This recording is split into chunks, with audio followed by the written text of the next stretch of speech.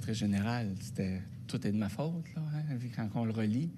Je pense que quand on voit l'histoire, on voit que c'est pas la réalité, mais mon nom maintenant est plus le même que celui d'il y a 1 an et demi. Ah, c'est Carl Malenfant que vous venez d'entendre, l'architecte de SACLIC, dont le témoignage à la commission Galland s'est conclu plus tôt aujourd'hui. On avait vraiment envie de l'entendre, Carl Malenfant, mais là, à la fin de son témoignage, il semblait soulagé. Il affirme qu'il a eu le temps de démontrer qu'il n'était pas l'unique responsable de ce fiasco. SACLIC, bien au contraire, il nous dit qu'il a plutôt servi de paratonnerre. Alors, on va regarder de quelle façon les politiques ont reçu ce témoignage-là. On va en parler avec Monsef Déragi, député libéral de Néligan, porte-parole de l'opposition officielle en matière de transport. Monsieur Déragi, bonjour. Oui, bonjour, Madame Desrochers. 4 jours de témoignage pour Carl Malenfant, c'est vraiment très long. C'était complexe à suivre, ce témoignage-là. Qu'est-ce que vous en retenez? Ben, écoutez, à la fin de son témoignage, j'ai plus de questions que de réponses parce que il nous laisse sur notre appétit parce que nous, ce qu'on voulait comprendre aussi, c'est comment ça se fait qu'un conseil d'administration, une PDG, plusieurs PDG et le gouvernement n'ont pas vu venir ce fiasco. Donc, c'est vrai quand il dit qu'il n'était pas le seul responsable, c'est vrai qu'il a mené tout, même le processus de médiation, quand ils se sont rendus compte qu'il ne restait plus d'argent ni de banque d'heures. Mais c'est quand même l'architecte de la transformation numérique. C'est lui-même qui l'a mentionné. Il voulait SAP à tout prix. SAP était présente. Il a fait déplacer des montagnes. Mais ce qui est alarmant, Madame Desrochers, pour les gens qui nous écoutent, c'est la plus importante transformation numérique de l'État québécois. Et malheureusement, le gouvernement qui est censé gérer votre argent et l'argent des contribuables a failli à sa tâche. Il n'a pas mis en place des mécanismes de contrôle. C'est ce que je déplore aujourd'hui, parce que le passage de M. Malenfant nous a confirmé l'absence de ces mécanismes de contrôle. Et on a eu aussi tous les témoignages de ministres, de Christian Dubé à François Bonnardel, en passant par Éric Kerr, Mme Guilbeault. François Legault lui-même est venu nous voir. On avait l'impression qu'eux nous disaient les hauts fonctionnaires de la CAQ sont les uniques responsables de ce qui s'est passé. Votre lecture maintenant, avez-vous l'impression qu'on rejette trop la responsabilité sur des fonctionnaires comme Carl Malenfant? Ben, écoutez, je pense que pour le gouvernement, depuis l'éclatement de ce scandale, c'était très facile de trouver un coupable rapidement. Mais écoutez, nous sommes en train de parler d'un projet énorme. Les Québécois s'attendent à ce qu'il n'y aura pas d'autres SACLIC. Et je ne pense pas qu'aujourd'hui, on a les réponses par rapport à tout ce que s'est passé entre l'appareil gouvernemental, à savoir le politique, et la SAC, parce que tout le monde blâme Carl Malenfant. C'était beaucoup plus facile pour les caquistes de dire on nous a menti, on nous a trompés, on vous a trompé, on vous a menti. Mais au bout de la ligne, on se perd dans ce message parce que il y avait de la reddition de compte. Il y avait une reddition de compte incomplète parce que la PDG qui est responsable et le conseil d'administration de la SAC n'ont pas fait leur travail. Il y avait à un certain moment de la bonne information envoyée au cabinet de M. Bonnardel et à Mme Guilbeault et ils ont choisi de ne pas envoyer les bons chiffres.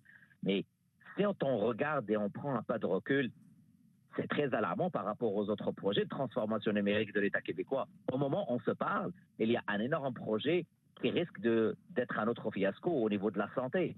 Il y a au niveau du ministère de la Sécurité publique. Votre collègue Thomas Gerbet l'a sorti cette semaine. Il y a aussi le ministère de la Justice. Il y a pas mal de projets où l'État doit se moderniser. Mais est-ce que vous êtes rassuré qu'il y ait des mécanismes de contrôle? La réponse est non. Oui, c'est ça. Autrement dit, ça se peut qu'il n'y en ait pas de grands responsables, disons de grands vilains dans le fiasco SACLIC, mais je me demande si cette avenue-là est peut-être pas encore plus inquiétante que si on était capable de pointer le doigt sur la responsabilité d'une seule personne. Autrement dit, c'est toute la façon dont on pense ces projets-là qui seraient à revoir ou en tout cas inadéquates.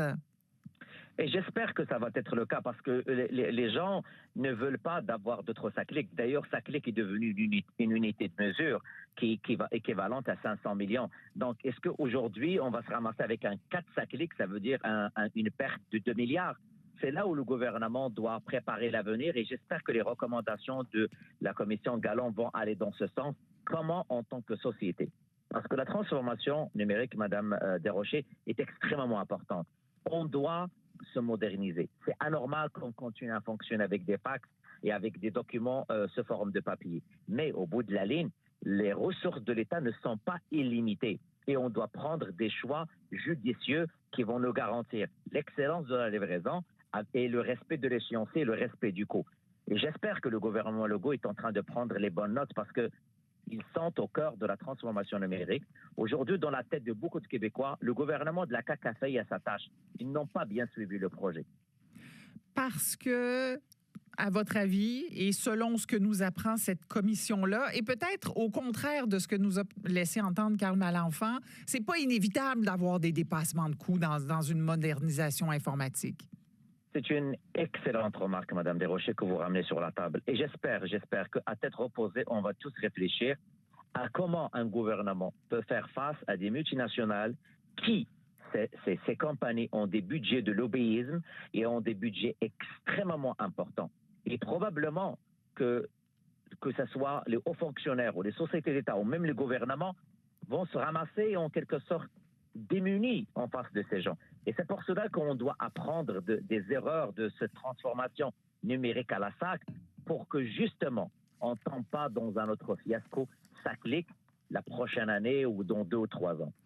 Alors, on en aura besoin de ces réformes de notre administration publique, en conclusion. Il le faut, parce qu'on est élu pour que l'argent des contribuables soit bien dépensé. Donc, la transformation numérique est inévitable. Ça nous prend des mécanismes de gouvernance, améliorer la reddition de comptes, que les gens soient imputables. Quand un cabinet de ministres parle avec un PDG d'une société d'État pour maquiller l'information envoyée aux élus pour la reddition de comptes, ça, c'est inacceptable. Ça, on ne doit plus les tourner. Pourquoi? Parce que la CAQ aurait dû arrêter tout en 2020. Ils ne l'ont pas fait. Ils ont laissé le projet continuer et on se ramasse avec 1,1 milliard. Monsef Déragi, député libéral de Néligan, porte-parole aussi de l'opposition officielle en matière de transport. Merci de l'entrevue, M. Déragi. Au revoir. Merci à vous. Au revoir.